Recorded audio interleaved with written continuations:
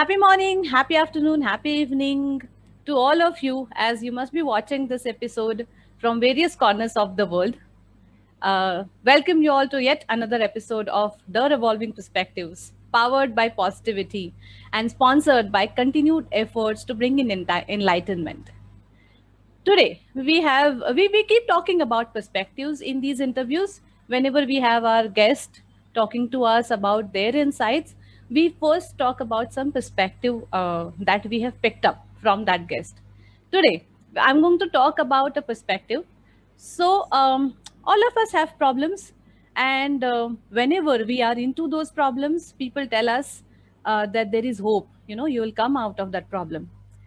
Today we have somebody who looks at those problems, definitely hold hand to come out of it, but who says that hope will will not be the only thing which will help you to come out of it. There is something else and something more to it, and he's the one who's helping people to work around their problems, not only with hope but a lot more than that. uh, an author of 8 books, and the one that I loved the most was uh, Hope Won't Pay the Wages. Yes. So we will talk more about his books, his journey as an entrepreneur, and his insights. Let's welcome Mr. Andrew Miller to this platform. Hello, Andrew. Hi, how are you? I'm good. I'm good. Welcome to this platform of The Revolving Perspectives. And we're so happy to talk to you because I'm curious and excited to know about your journey. And the obviously first question is going to be that, as I know, as whatever I have talked to you and heard from you, from a qualified insolvency practitioner to a coach to businessman, tell me about this transition and this journey. How did it trigger and what made you do this? Okay, so so as you say, my corporate career, I used to work for KPMG, which is one of the large global firms, and so that makes me an accountant. But as you mentioned, specifically within the sector of insolvency. So when a company gets into financial difficulty, we would go and take control of them. And so my main business was running businesses. That's what I did.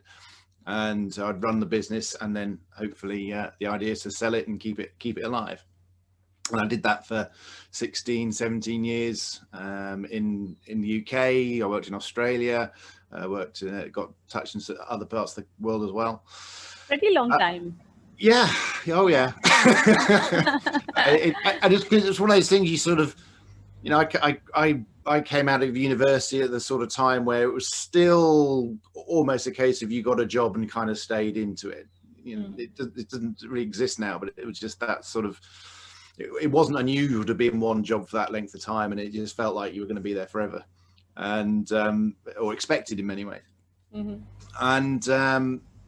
And the experience was fantastic. For wherever we go with this conversation, just make it clear, I never had an issue with the firm or the people I work with or anything like that, or the job in itself. But it was and gave a huge amount of experience because it's about running businesses. But it's in a very difficult situation. There's people who are losing their businesses, people are losing their jobs. There's difficulties attached with it. Now, for my part, I'd fallen into it. It was just something. I kind of got into it by luck to a certain extent, and whenever you fall into a job, you just do it, and you learn and you build, and you get, once you're there long enough, you become competent, and you just get on and do it. You don't think about it. And then there was this one particular moment. I'd been promoted. We were on this training course where we were there getting opportunities to reflect on who we were and think about our situation within the firm as we had our new career in front of us through promotion. And they got us to look at write down what our values, what was important to us, and write down another bit of paper what the values were of the firm, and as we perceived them, rather than the ones that were just written on the wall. And then the intention was to sort of get them more closely aligned. And I wrote mine down, and it was like, whew, completely different. Not one thing on either of them. I thought there must be one overlap, surely. And just in that moment, I went, oh yeah, I don't actually enjoy my job. Really? So the realization came like that? Absolutely. And it was because we're sort of conditioned not to enjoy our job, if that makes sense. No one goes to work because they enjoy it. It's just like, you've got to go because you've got to earn money, you've got to do this. There's all the reasons as to why we should be there. We're not expected to. So we never really question it or think about it. But it was the truth. And I spent the next few days in sort of like almost like a mini depression, going, oh my God, what's going on? What am I doing? Took me about 4 years to actually work out what I did want to do. And I learned it through KPMG by working with people on a more personal level and personal development and that kind of thing. So I was becoming a leader and all those sort of things. But that moved me into the concept of coaching. So I got retrained as a coach. And when I got to a point where I decided I wanted to go out and start my own career. And I actually started off with a very specific niche, is that what I was doing was integrating what I would learn in terms of the personal development and also my insolvency experience. And I started with a very specific niche, which is helping business owners who were losing their business deal with the emotional stress that goes with it. So everything I'd done up to there had been looking at the business and all that side of things. And there's loads of advice, and the banks, the accountants will help in terms of making sure your cash flow is right and what you can do to improve that. But what's going on in the mind of their person as their baby is dying in front of them is never really catered for. And through the years that I've been working in insolvency, I'd seen or heard or was always removed to tales of directors who were, in a bad place, reacting badly, going in depression, even suicide in some cases as a consequence of losing their business, because it's such a strong impact on the emotional attachment. So my reasoning was, if we can help people get through that phase faster and quicker and get back up to acceptance and running new businesses again, and with the confidence that they've got all the skills, experience to run again, then they're going to be a better place. The people they employ are going to be a better place. The whole nation is going to be a better place. And that's how I set out, and that's what the first book was about. So the book you alluded to, Hope Won't Pay the Wages, that came out from that period, and I interviewed people that had actually been through the experience to get their personal journeys and the lessons that they would give to their younger selves, essentially. And then to anonymize it, I sort of broke it down into various chapters to take a company through the different stages that it can go through as it starts getting worse and hitting the bottom, and then how to bounce back up again. And it's in that way. So that if the transition was like that, I want to know that this question is to you personally as an entrepreneur, because you were in a job and then you chose to become a coach, okay? And then came from your own experience, right? As you just shared. Were there any challenges while making this transition, or it was a seamless process? It's not seamless. Nothing is seamless. Totally. It's one of those things that it sounded. I took as much risk out of the leaving as possible. So I was in a good situation when I took the plunge, and I knew I knew that if it didn't work, I could always go back. Oh, okay. I'd been in the industry for a long time, not necessarily the same company, but I've been in the industry a long time. I left at the height of the 2008 recession, what was going on. So there was a demand to a certain extent, or there would always be demand. So somebody with that amount of experience in that market, I could have always picked up a job. That insurance probably lasted about 2 years, after which I became irrelevant. But I knew that for a short term, I could always reverse my decision if it didn't work. But then coming from the safety of a corporate environment and then stepping out into the world of entrepreneurship and business owner was, much more different than I expected. Because you don't realize how much you're protected by the corporate shell, by the environment that you're in a company. And then when you're running your own business, there's nowhere to hide. Everything you do, you're responsible for every single thing, every failure, every success. It's all down on you. And so if you see no progress, you can't blame anybody else. You've got to look inside.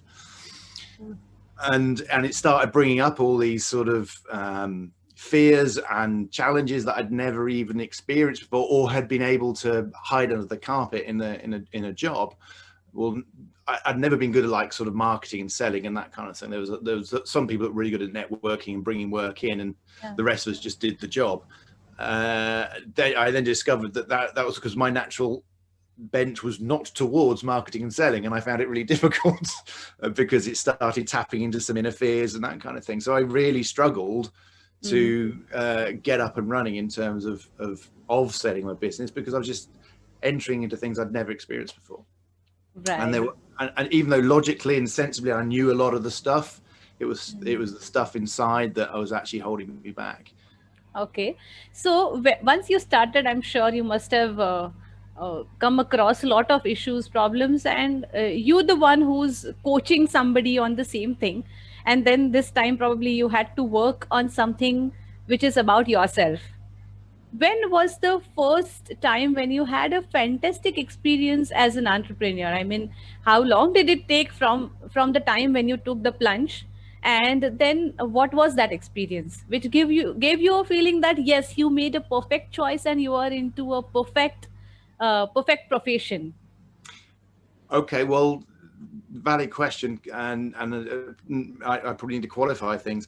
Despite all the challenge, despite all the fears, despite all the difficulties that appeared once I'd set up on my own, at no point did I ever regret my decision. No point did I think I want to go back, even though I found it difficult and the rest of it. As soon as I stepped away, I thought, okay, this is where I want to be. I've just got to keep working on things.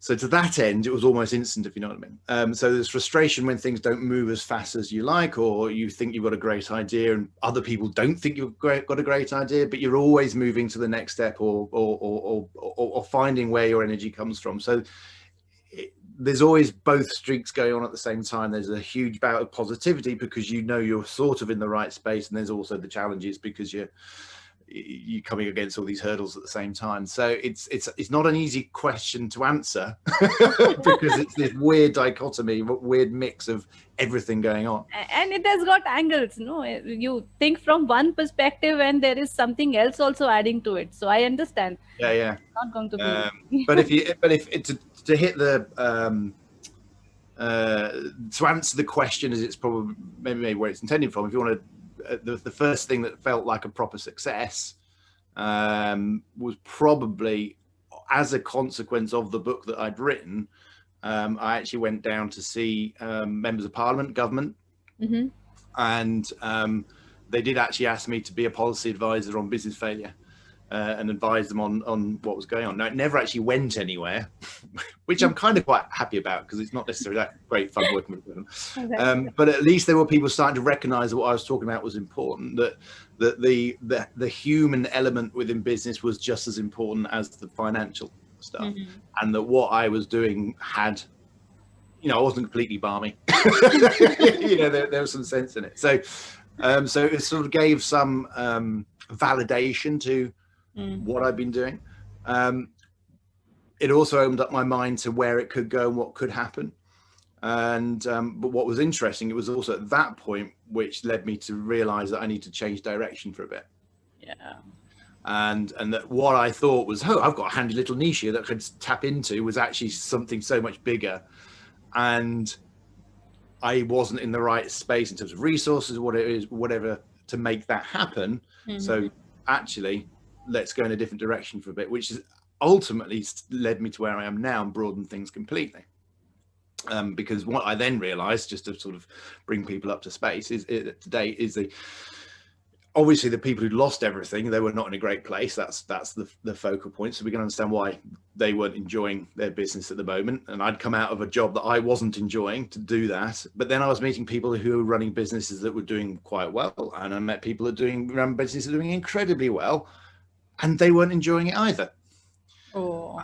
And so that then led me to saying, hang on a sec, I get that there. Why are these people that are meeting millionaires that are being treated for stress and depression and that kind of thing?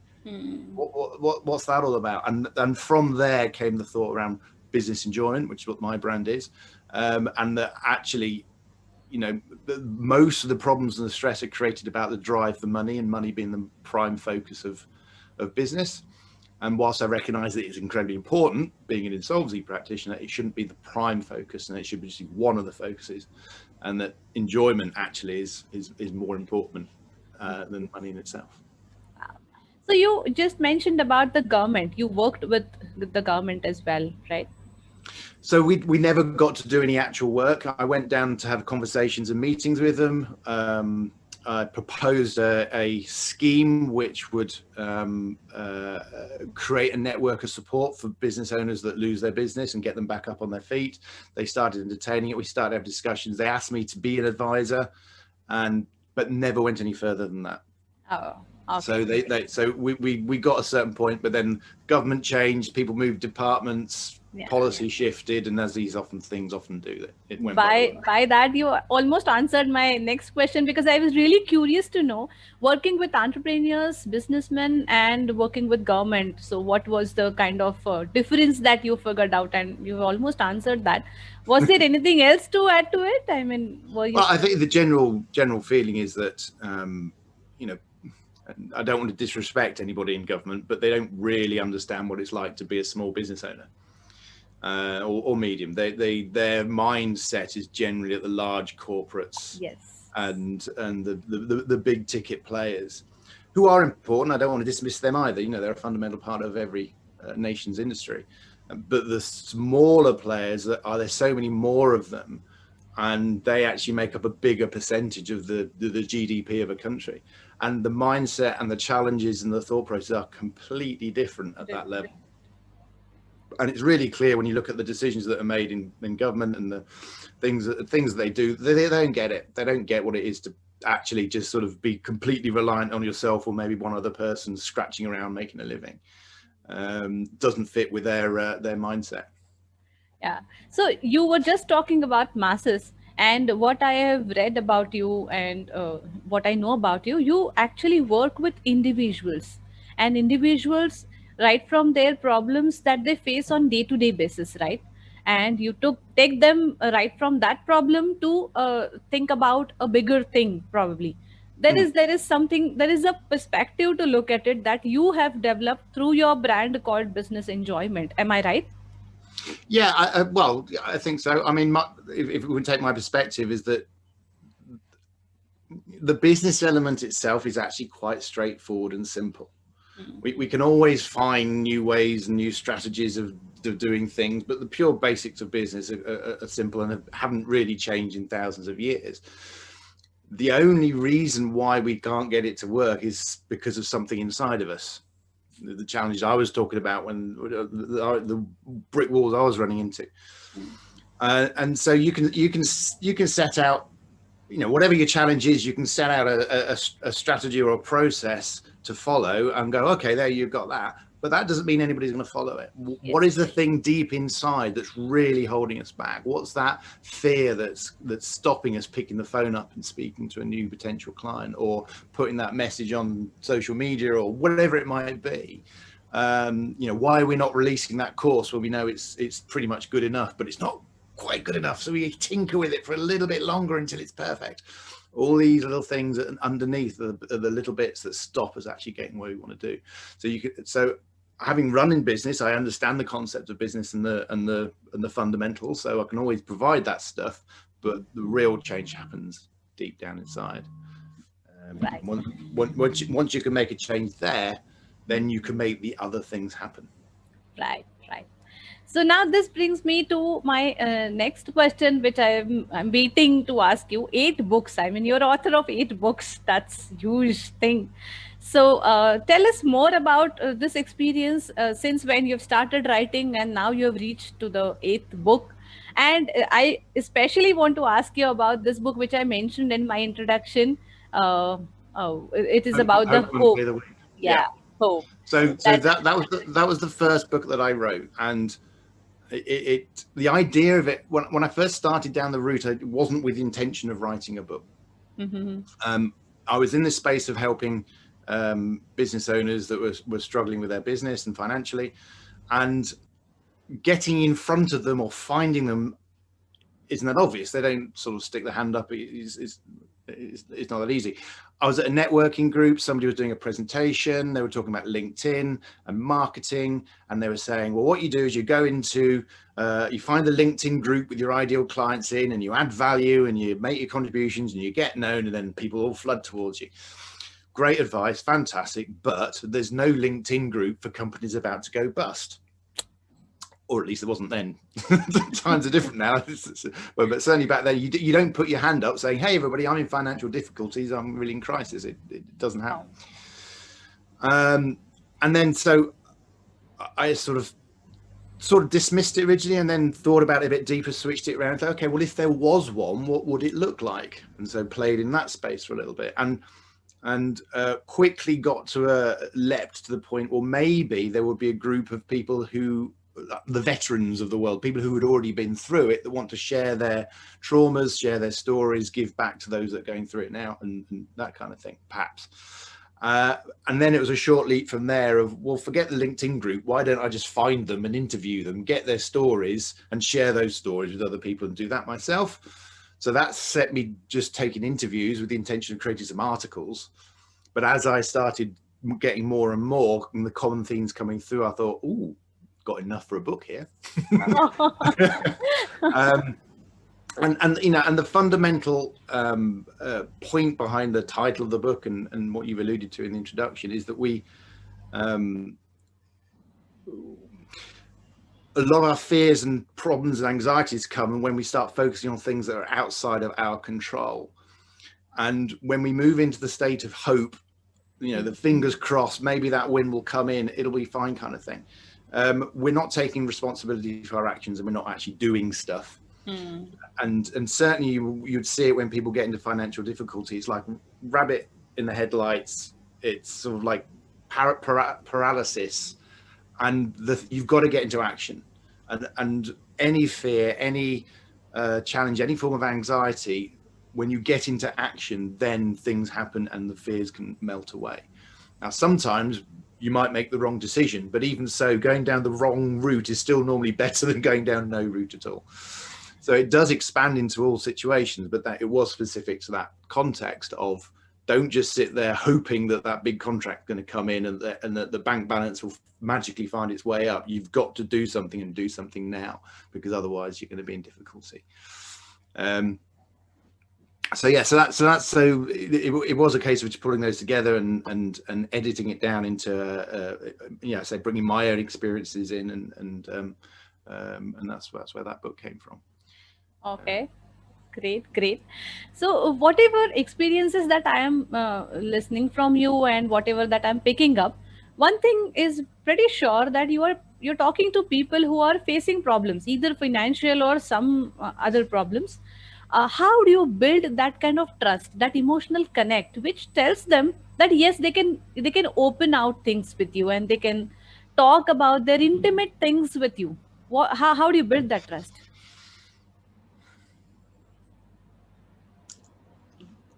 Depends on the individual, because sometimes you just get that trust straight away, and you just get a sense, and you feel in the right space, and it normally starts by me saying absolutely nothing and let them talk. And just by creating that space, allowing people to open up, normally does a lot of work. I also, on the flip side, is I'm not too worried about revealing the challenges that I've had. I've sort of alluded to some of here. I'm happy to go into quite detail in terms and things that have happened in my childhood that's caused the patterns and why I do this, and revealing my inner self. So if I can throw my vulnerabilities out there and put them on the table in front of them, then they're going to feel a little more comfortable about opening up as well. So normally it's they'll initial conversation will be at a sort of surface level, but then they can feel the trust. I'm not going to tell anyone around it. The secret remains in that room. I share a little bit with them, and it evolves into the point where actually they can get to quite deep into a conversation and share what's really going on. And sometimes people don't go there, and you can't do anything about it. Some people resonate and some people don't. So this is a thing with any coaching, any sort of personal support. There isn't a case of one person that is ideal for everybody. It's a case of finding that person that's right for you. And if you feel safe in the right person and they're giving you the support and the direction that you need, then that's good. And if you don't feel right, that's also good. It's there should never be any contest or competition between any two coaches, because Yes. even if we did exactly the same thing with different people, and Absolutely. it's all about that resonance. Wow. I can go on and on asking you questions because it is such an interesting discussion that is happening and there is a lot to learn from you. I also have to keep a check on time. So Well, that's Georgia. I'm not looking at time. I'm just talking. So you, you just tell me to shut up. That's great. So, but that gives me an opportunity to invite you once again to this platform with many more such experiences of yours. And now this is the time for a quick rapid fire. Are you ready? We'll go for it. I'm expecting you to give this answer in one word, one sentence, but in a brief manner. I'm sure you will do it. I'm sure. So tell me the first question. Tell me one thing that or the kick that keeps you going. I mean, get up the next day and do things that you have always been wanting to do. What is that one thing? I found my purpose. Okay. All right. You wanted it short? Just perfect. Okay. Describe yourself in one word or in one sentence, 4-5 words maybe. Genuine guy who likes to help people. Wow. Great. Um, Biggest challenge that you have faced as an entrepreneur? Being able to pick the phone up and call somebody that wasn't expecting my phone call. Okay. Okay. And what's the learning then? From that, Hmm? what was my learning from the challenge? Yes. What we alluded to before. You can have all the systems that you like in the world. It's what happens it's the change inside that makes the difference. Okay. All right. Next question. 3 things, the top things that budding entrepreneurs should prepare for. I mean, they should be ready with. Failure, mistakes, imperfection. Wonderful. Great. And they're all good. They're all fine. They're all part of the journey. Not a problem. And I'll add the 4th one as your contact number that they should be prepared with. Okay, the toughest emotion that an entrepreneur should be prepared with or can expect maybe. Sorry, was that the deepest emotion? Did you say, or The toughest? The toughest emotion. It will depend on them, but it will either be rejection, or self-worth, or fear of losing everything. Be one of those 3. Okay, so fear, or maybe fear of not having enough, fear of not being enough, or fear of not being accepted. All right. Okay. And this is now you're done with the rapid fire, and I'm now asking you a question for the closing, towards a conclusion of this interview. What is your one message to the budding entrepreneurs, or maybe the community of the entrepreneurs, covering their precautions and preparations? I mean, these particular 2 points.